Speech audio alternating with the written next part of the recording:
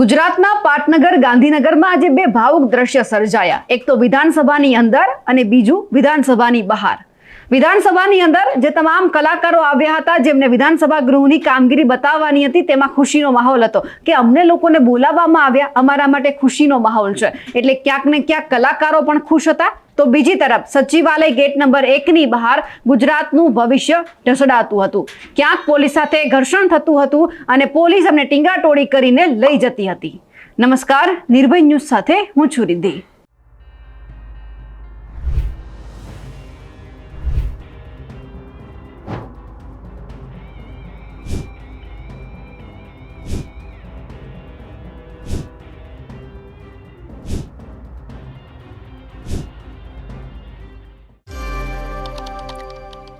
આપણા ગુજરાતની આ બે પરિસ્થિતિ, આ બે દ્રશ્ય તમને એટલા માટે બતાવવા છે કારણ કે આપણને ખબર પડે કે આપણા ગુજરાતની અને આપણા જે ગુજરાતનું ભવિષ્ય છે તેમની વેલ્યુ શું છે।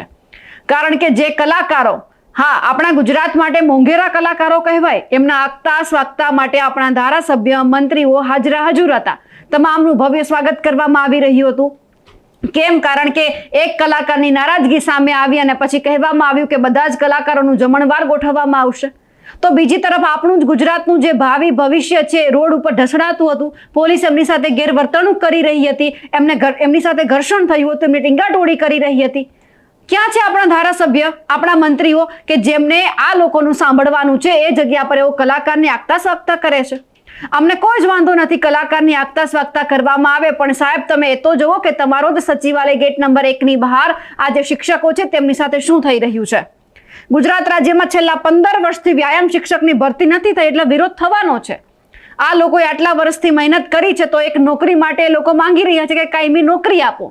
15 વર્ષથી તમે ભરતી ન કરી હોય તો પછી તમારી પાસે એ લોકોની જે માંગણી છે તે વ્યાજબી છે કે તમારે નોકરી આપવી જોઈએ। આમની સાથે રામકથા મેદાનમાં તમે આજે જોયું કે વ્યાયામ શિક્ષકો છે તે ગાંધીનગરમાં ધરણા કરી રહ્યા હતા અને એ લોકો વિધાનસભા પહોંચે પહેલા જ એમની ટીંગાટોળી કરવામાં આવી, પોલીસ સાથે ઘર્ષણ થયું, એમની ટીંગાટોળી થઈ અને ક્યાંક ને ક્યાંક બબાલ પણ થઈ, આપણે એવું જોયું। ખેલ સહાયક યોજના ગુજરાતમાં અમલમાં છે, પણ એ તમામ જે વ્યાયામ શિક્ષકો છે તેમને મંજૂર નથી। કેમ? કારણ કે 11 મહિનાનો કોન્ટ્રાક્ટ, અને એમાં પણ ક્યારેક તો પગારના ફાંફા હોય અને જ્યારે 11 મહિના પૂરા થઈ જાય એટલે મૌખિક કહી દેવામાં આવે છે કે કાલથી તમારે નથી આવવાનું। તો આમાં ગુજરાતના બાળક સાથે અને શિક્ષકો સાથે ચેડા તો થઈ જ રહ્યા છે। આ એટલા માટે કારણ કે એક બાળકને તમારે કોઈ સ્પોર્ટ્સની એક રમત શીખવાડવાની છે, શિક્ષક એમને શીખવે છે, 11 મહિનામાં કોઈ બાળક શીખી લેવું ના બને, અને જ્યારે આ બાળક થોડું વધારે શીખવા માંડે ત્યાં તો જ્યાં શિક્ષક એમને શીખવતો હોય એમની બદલી થઈ જાય। તો આમાં અન્યાય તો શિક્ષક અને બાળક બંને સાથે થઈ રહ્યો છે। તો શું આ રીતે આપણું ગુજરાતનું જે આ ભાવિ છે, આપણા બાળકો છે તે રમતગમત ક્ષેત્રે આગળ વધશે ખરા? જે વ્યક્તિ એમને શીખવાડવાનું છે બિચારા અત્યારે રસ્તા ઉપર ઢસડાઈ રહ્યા છે, અને આપણા બધા માટે શરમ જેવી બાબત કહેવાય કે આપણા ધારાસભ્ય છે, મંત્રીઓ છે, આ તમામની આગતા સ્વાગતા કરી રહ્યા છે। ગુજરાતનું ભવિષ્ય રોડ ઉપર ઢસડાઈ રહ્યું છે। એક વખત એમને સાંભળવાની જગ્યા પર આ તમામ લોકો આમની જીવ ઉજૂરી કરે છે। એક કલાકારને તમે શું ના બોલાવ્યો, શું એમનો વિરોધ થયો કે તમે તરત એવું કહી દીધું કે આ 2 તારીખ અમે આપી દીધી છે કે આ તમામ લોકોએ વિધાનસભા ગૃહની કામગીરી જોવાની છે, એમના માટે જમણવારનું આયોજન છે, 300 થી વધારે કલાકારો આવવાના છે। સાહેબ, 300 થી વધારે કલાકારોને તમે બોલાવો કે ના બોલાવો, પણ તમે એક વખત ગુજરાતના ભવિષ્યની સામે તો જુઓ।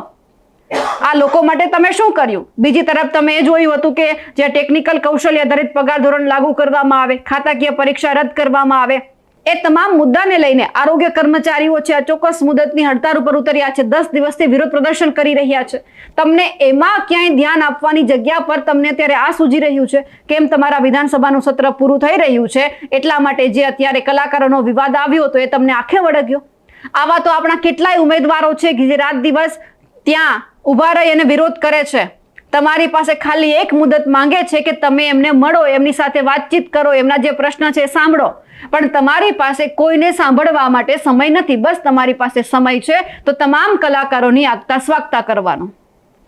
તમારી પાસે સમય પણ હતો કારણ કે આ જે વિદ્યાર્થીઓ છે, જે આ શિક્ષકો છે, એમને ક્યાંક એવું લાગ્યું કે વિધાનસભાનું સત્ર પૂરું થાય એ પહેલા તમને રજૂઆત કરી દે તો ક્યાંક એમના માટે ફાયદો થશે, પણ તમને એમાં ધ્યાન આપવાની જરૂર જ નથી લાગતી। તમારા માટે તો જો મહત્વનું કોઈ હોય તો એ છે કલાકારો, કે એમાં તમામ કલાકારો તમારા ગુજરાતનું ભવિષ્ય સુધારવાના છે। એ પોતાના ક્ષેત્રમાં આગળ વધી રહ્યા છે। કોઈ એક કલાકારે 10 થી 12 વિદ્યાર્થીને જો ભણાવી ગણાવીને આગળ મોકલ્યા હોય કોઈ એક ક્ષેત્રની અંદર, તો એવું પણ બતાવી દો। અમને કોઈ જ કલાકારો, કોઈ પણ જાતના કલાકારથી વાંધો નથી. અમને ખાલી વાંધો છે સરકારના આ નિર્ણયથી, આ દ્રશ્યથી. એટલા માટે કે તમે આ જ દિવસે આ તમામ લોકોને બોલાવો છો, તો આ શિક્ષકોની શું મજબૂરી કે તમે એમને નથી બોલાવતા? એ લોકો તમારી પાસે ખાલી માંગણી લઈને આવ્યા હતા કે તમે એમને સાંભળો. એમને શું જરૂર છે? ખેલ સહાયક યોજના તમે જે અમલમાં મૂકી છે એમને નથી પસંદ. 11 મહિના તમને કોઈ એવું કે તમારે 11 મહિના સાંસદ રહેવાનું છે, ધારાસભ્ય રહેવાનું છે, મંત્રી રહેવાનું છે, તો તમને ગમશે? નહીં જ ગમે. તમે તો 5-5 વર્ષ રહો છો, તેમ છતાં ટિકિટ નથી મળતી, તો તમે પક્ષ પલટો કરો છો. તો તમારે હોદ્દો જોઈએ છે, તમને તમારા હોદ્દાનું સુખ ભોગવવું છે, પણ જે વ્યક્તિ 11 માસથી વધારે નોકરી કરવા ઈચ્છે છે એમના માટે તમારે કંઈ જ નથી આપવું.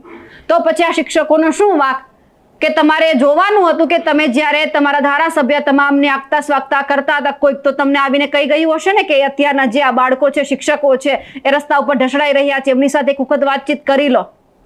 કારણ કે દ્રશ્ય જો તમે પણ જોયા હોય તો તમને પણ એવું લાગશે કે ખરેખર આ ન જોવું જોઈએ. આ ગુજરાતનું ભવિષ્ય તો નથી જ.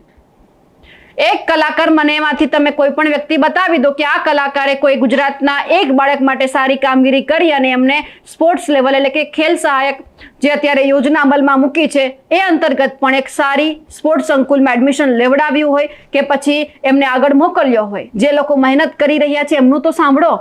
એ લોકોને પણ એવું છે કે એમના બાળકોને ભણાવે, 11 મહિનાની અંદર એમના બાળકોને મૂકીને ન જાય. જો તમે આજે કલાકારોને બોલાવ્યા, એમને કોઈ જ વાંધો નથી, પણ જો તમે એક વખત આ તમામ શિક્ષકોને પણ સાંભળ્યા હોત તો ક્યાંક ગર્વ અનુભવત તમામ લોકો કે ના, આપણી સરકાર બધા જ લોકો માટે છે, ખાલી કલાકારો માટે, ખાલી મોટા માણસો માટે નથી.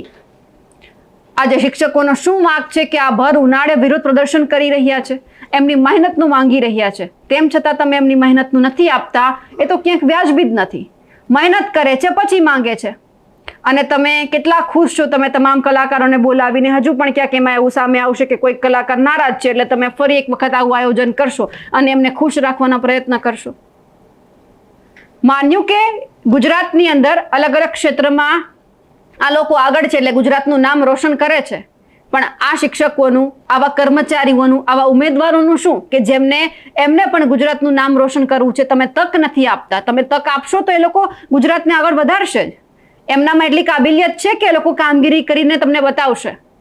તો એક વખત આવા ઉમેદવારો સામે પણ તમે જોવો. ખાલી કલાકારોની સરભરા કરવા કરતા તમે આવા ઉમેદવારોને પણ સાંભળો.